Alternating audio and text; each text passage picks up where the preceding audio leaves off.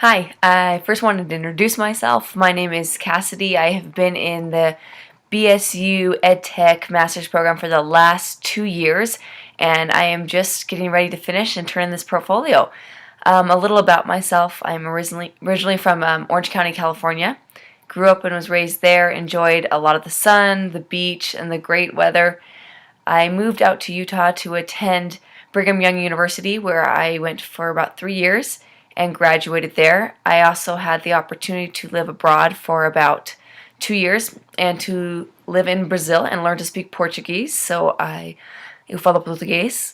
I have also been teaching for about the past 6 years. I was lucky to get a job out of BYU and to get place where I did my student teaching at Timpview High School in Provo, Utah, right next to Brigham Young University. So I've been there for the last 6 years. I have done student government for the past 5 years. I have taught such classes as AP World, regular world history, regular U.S. history, and honors U.S. history, and student government. And I've been very excited with my time there. I decided to do a master's in educational technology because I've always loved technology. I've used a lot of it in my classroom, and I have been so impressed with how much I've learned through this program. I thought I knew a lot about technology in the classroom, but I have learned so much that I've already implemented into my classroom and that I'm excited to use in the future. So that's a little bit about me. I like to do photography and travel on the side, and that's been a great thing with the teacher's schedule of having the summers off. So I'm going to take you through a little tour of my reflection of these past 2 years and what I've learned and what I've gotten out of the program. So hope you enjoy.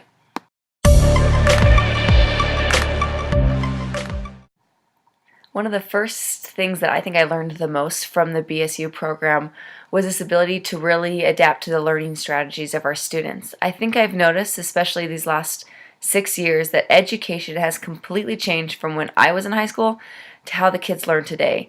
I never even had a cell phone in high school, and I was in high school about 10 years ago. It wasn't that different. But today the kids are used to a technology-based learning. That's how they interact with each other, that's how they report to each other, that's how they use social media, that's how they email, and that's what they're used to. And unfortunately, education has taken a longer time to catch up to what the students are used to. And that is one of the things that I've gotten out of this program the most, was the ability to see that the students need to learn with what they're comfortable with. One of the things that I noticed the most was the learning strategies of the students. And in our first few courses, we talked about the different strategies the learners have, whether it be auditory or visual or contextual or even tangible. I have noticed the most that with visual and auditory needs of my students, that they are very met by using technology, but we don't often use those to our resources. Sometimes I find myself just using technology to answer emails from parents or students, and I've had a class blog, which has been nice, but I haven't really made my course interactive. And so I've decided through this course that I want to use more visual skills. Some of the projects, and I made a list for myself, of the things that helped our visual learners more were the YouTube class I took. I loved the YouTube class. I felt that I got a lot out of that, and I didn't even know all these things that you could use YouTube for, whether it be editing your video, creating video vlogs for students, instructions and tutorials. One of my favorite assignments was the typography assignment, where I showed the students how to create their own typography assignment and then do a time-lapse video. And I think that was one of the most rewarding projects for me, because I saw the ability that my students have to see my instructions not just once in the classroom, but repeated on YouTube again and again. And if they didn't hear it the first time or get it, or maybe miss class or were sick, that they could go back and rewatch and rehear for my visual and auditory learners once more the instructions. That alone, I think, was such a little thing that I could apply to my teaching, but made a world of difference in my classroom. I think of all the visual projects like the Holocaust Remix video, the tutorials I mentioned, the blogs, and things like that that help my students. For my auditory learners, creating instructions over my PowerPoints was a simple move. To use audio skills and to dub over my PowerPoints that I've used, maybe difficult concepts that they need to hear once or twice to understand. I thought videos with captions and instructions was one of the smallest things but made the biggest difference in my classroom. So I think the first thing that I really saw was that the learners and their abilities and their characteristics, whether they be visual, auditory, contextual, or tangible that they needed to be met, and that I wasn't meeting that in a traditional classroom, so I needed to adjust. And some of the classes, including the YouTube class that I mentioned, really helped me see that this can be met by using simple devices that we're all familiar with. So that's the first thing I realized through this program.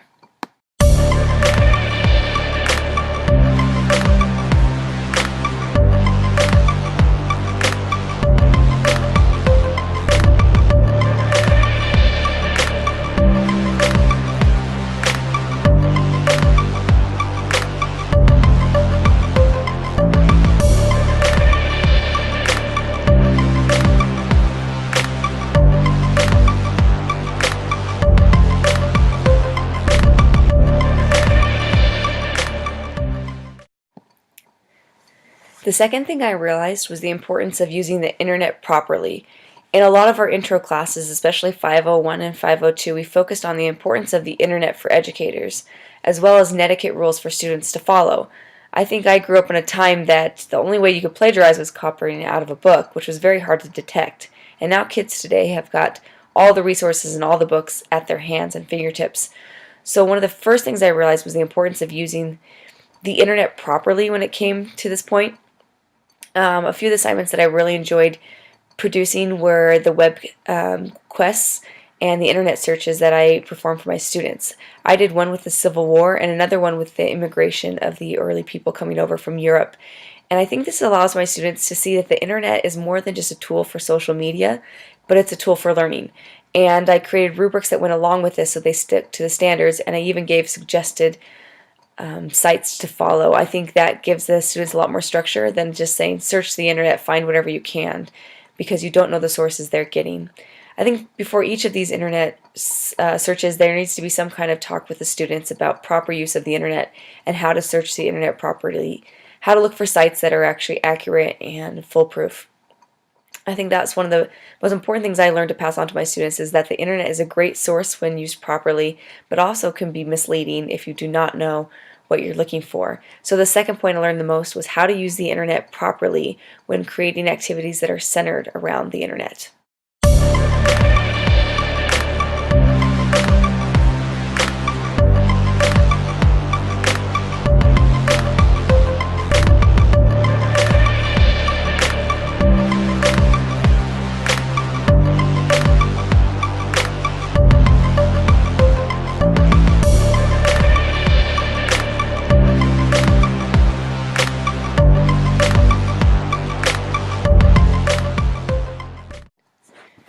The third thing that I learned the most through this program was the importance of collaborating. Now, there was many assignments and discussion topics where we had to collaborate or add on to others' comments or works, and I did appreciate that effort. It gave me a good insight into how to do that with my classroom more, and how to implement discussion and topics to make sure my kids are interacting with each other.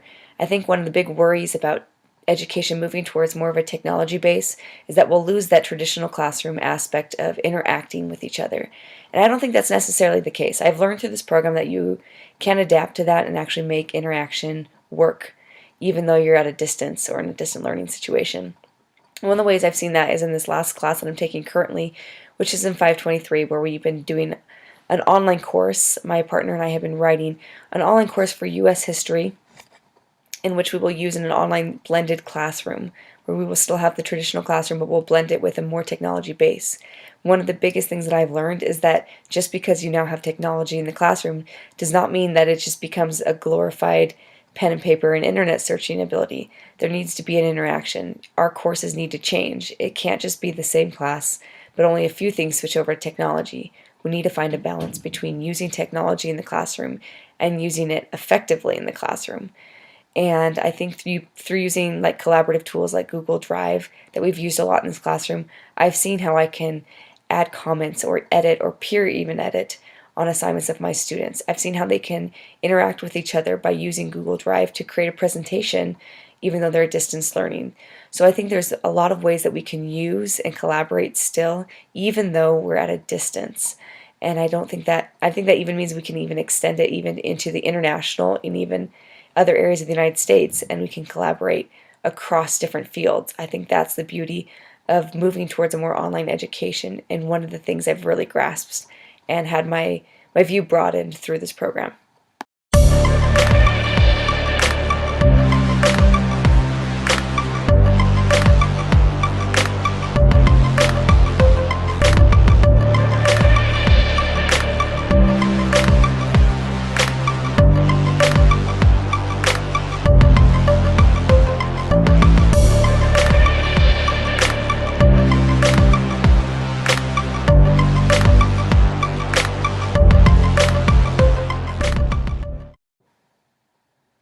The last thing I'd like to mention that I got out of this program was the ability to start online writing my own courses.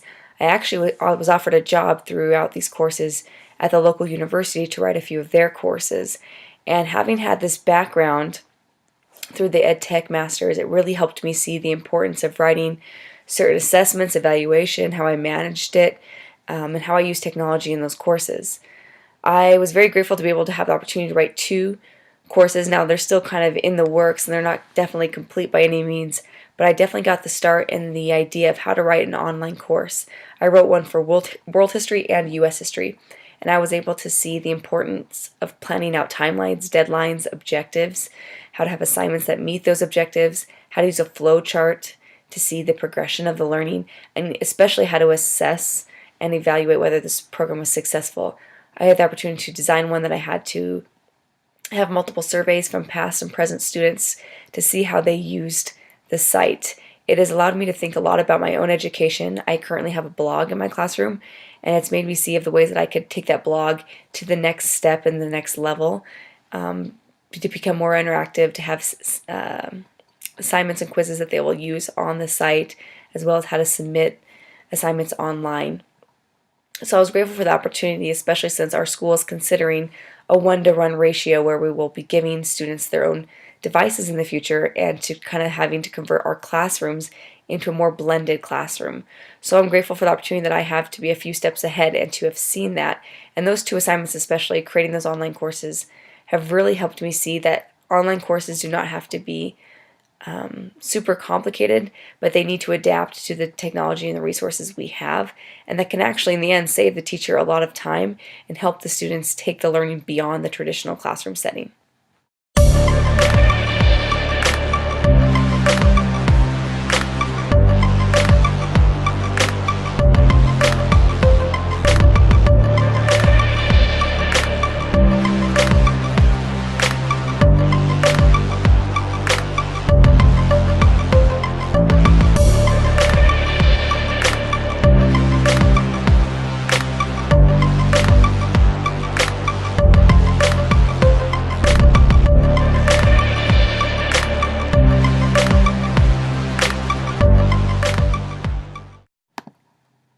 In closing, I just wanted to kind of give an overall reflection of my experience.